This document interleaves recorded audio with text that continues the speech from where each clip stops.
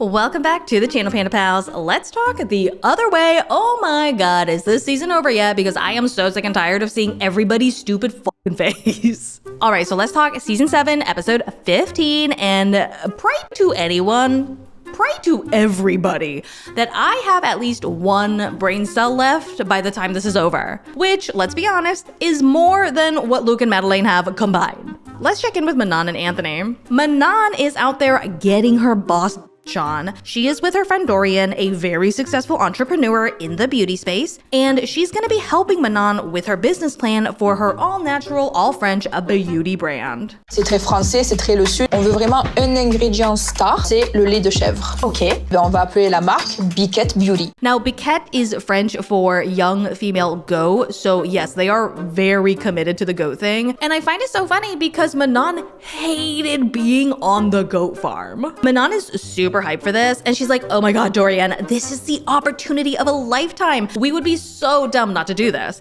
And Dorian is like, yeah, okay, that's cool. Have you talked to Anthony about it? And if you think Manon did, then you and I have not been watching the same show. Anthony thinks I've been spending my days at Dorian's office to just work on the paperwork to get in the house, but I'm also here to build that business from the ground up. Manon, girl, you make it so hard to go to bat for you. Like, I get it. Anthony sucks, but this is not a competition, okay? You do not have to prove to us that you suck more. D'ailleurs, la première chose, c'est parler à Anthony.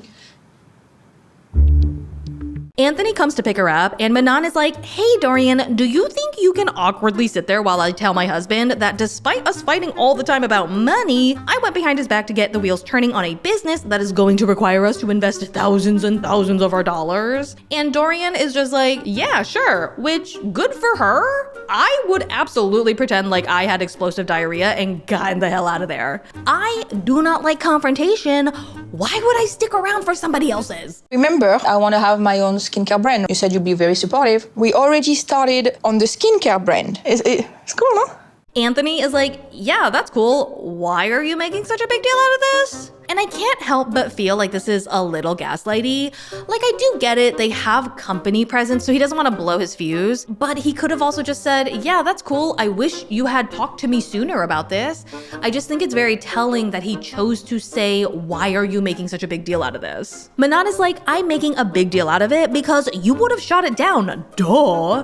Oh, and by the way, sweetie, we're gonna need to invest some of our money into it. Okay, thanks, bye. We need to invest money. To get started, it's around like $5,000, $10,000.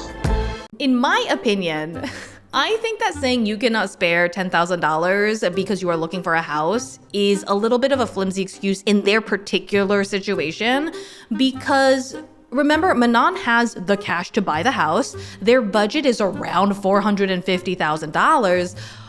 You really can't make that budget $440,000? I have a plan. I'm gonna try my best to not touch that chunk that we have for the house. I'll find more money. I'll find another gig or something, just temporarily. Anthony's like, listen, I am fine being a stay-at-home dad. Been there, done that, would love to do it again. But we came here so that you could have a better work-life balance. If you start a whole ass business, do you honestly think you will not be busy as hell? We are women with kids, almost around the same age. You know, we are going to make sure we put boundaries.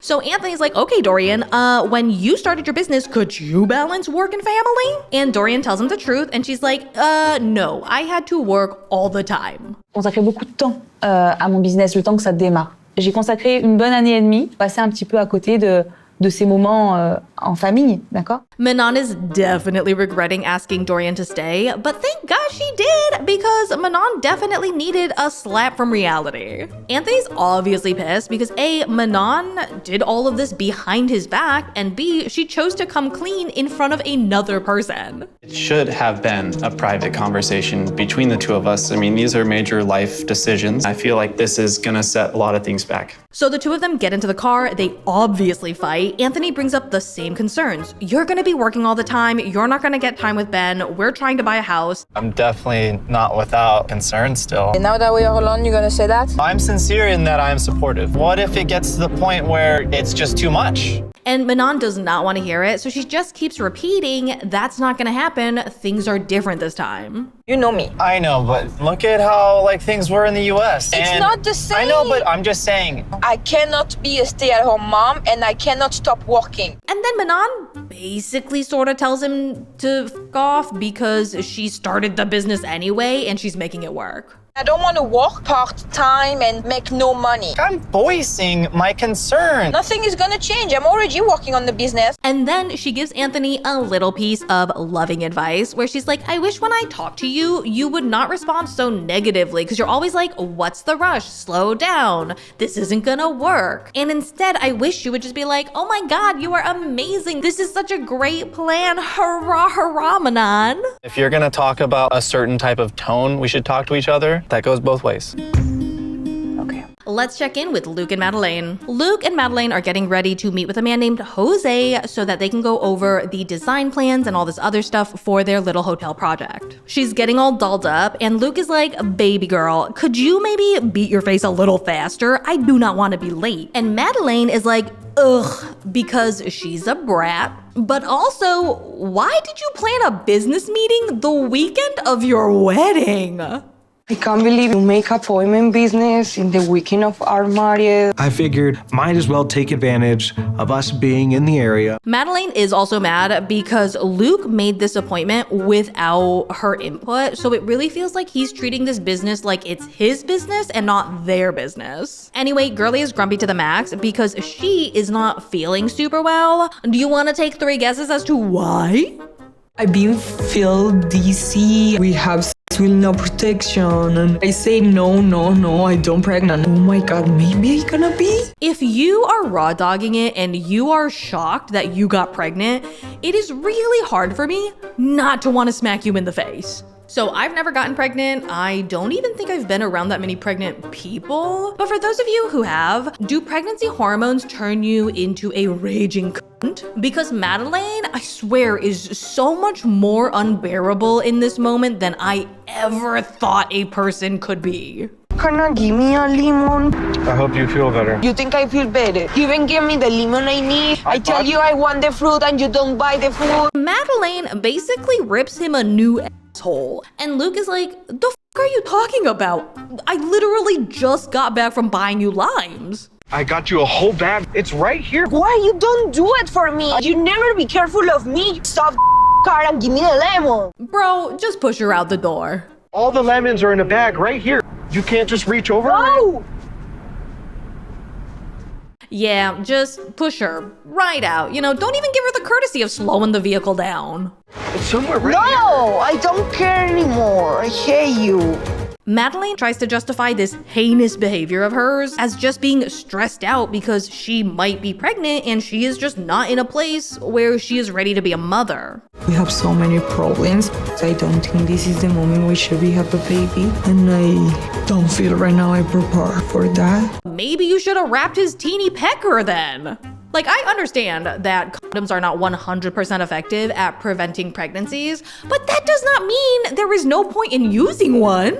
Like, this is not an all or nothing kind of situation. The two of them have to take quite the hike to get to the lot, and Madeleine is just like, I don't want to use my stupid feet. And Luke has to go to her side of the car and put on her fucking shoes for her because Girly is literally useless. Okay, get on your shoes, baby. Oh. All right. I swear, I am getting whiplash with how these couples are making me flip-flop on who sucks more. Anyway, Luke and Lucifer, Madeleine, get to the lot, they see the plans, it all looks great, beautiful, good, and Luke is super happy again. To finally walk the grounds of the property that I'm investing in is surreal. I feel like I'm living in a dream because I am. Madeleine finally squeezes that stick out of her little butt and she cracks a smile too. This project is our future. This is one of my dreams when I was child and living in the street. So I guess she's been doing a lot of the talking and negotiating here while Luke has been in America. So she's very excited to see everything start coming together as well. Then Luke is like, yeah, so baby, I guess we'll just keep moving forward with the plan that we both agreed upon. And then he continues to outline the plan that they definitely did not both agree upon. Everything that we saw today, they're gonna go in my name, and I'll put a lot in our name. I don't understand. Whatever lot that you want for us to live in, don't mind putting that in our name. Madeleine calls him out and she's like, buddy, remember that time that I broke off our engagement and you begged me to come back saying that you would put things under both of our names? And then I took you back because you said you would do that? You get back about we already agree on. I don't want to be manipulative. I just want to protect what's mine. Okay, then don't promise to do it the week before. I don't really want to put our name on anything because I don't want to get divorced the next day and lose half my. Maybe don't get married, you dipshit. If Madeleine is in fact pregnant, they experienced a fucking miracle because there is no way in hell that this man's sperm is smart enough to know how to swim. This project coming from my idea, how he don't want to include me. I think he's so selfish, he just wanna take for himself. They head back and Madeleine is obviously crying because the man who said he loves her does not actually love her. They get back to their hotel and Madeleine is like, ugh, I've been really sick lately, and don't you remember how 2 months ago I had all of these weird cravings and I was always tired? Like, you know what I'm trying to say, right? And baby girl, I don't even think this man knows how to spell his last name. Could we maybe try to be a little more direct? Are you telling me that you're pregnant right now? Yes. And I have a text. Let's check in with Matt and Greta. After ending their engagement, Greta has Matt drop her off at a hotel, which I am so sorry. If I was Greta, I would have taken a taxi. How fucking awkward must that ride have been? So Greta is alone and it's starting to sink in that she is now single. She's sitting there thinking of all the good times that she had with Matt instead of all the bad times that literally just happened that led her to break up with him. And because of all of this reminiscing, she's kinda sorta maybe starting to regret her decision. Matthew was always there for me, always willing to support me and encourage me, and really wanted to give me the world. I feel like her heart is not breaking because she left the man she loved and saw a future with, but because this grand illusion of love was shattered for her. Her Mr. Darcy turned out to be Mr. Bean, you know? Matt talks to his dad about the breakup, and his dad is disappointed in Greta because, A, she broke his son's heart, but B, she broke it 4 days after arriving. Some things are worth fighting for. That's the saddest part. There was no fight. I do think some things are worth fighting for. I do not think this is one of those things. I just don't think that you should want to be with someone that you have to beg and or convince to love you. Her expectation of love is this thrilling sensation of constant exhilaration every day. Matt says that he's gonna give her space because she said that's what she needed. So Matt asks his dad to go speak to Greta because she values his opinion. I think you should have a talk with her. She always respected your opinion, and I think you're one of the few people she would listen to. Dude, if I don't think you should beg someone to want to date you, I really do not think someone should do that on your behalf. I mean, like, honestly, what is that conversation gonna look like? Hey, Greta, why'd you break my son's heart? Do you think that you could maybe not? If that's what you want, I'm very happy to do that. Just need to be aware if you do get answers, they might not be what you want to hear. And that, my Panda Pals, is all I have for you today. Wow, oh wow, did Madeleine piss me off so much this episode. When she was screaming at Luke, basically saying he was a terrible partner because he did not pull the car over so that he could grab a lime and peel it for her, I almost threw my computer out the damn window. And I do understand Luke wanting to protect himself and his investments, but again, don't marry someone you genuinely think is going to fuck you over 24 hours after you get married. Anyway, I hope you enjoyed the video. If you are not subscribed yet, click that subscribe button, give this video a big thumbs up, and let me know down in the comments what you thought of this one. I will see you in the next one. Bye.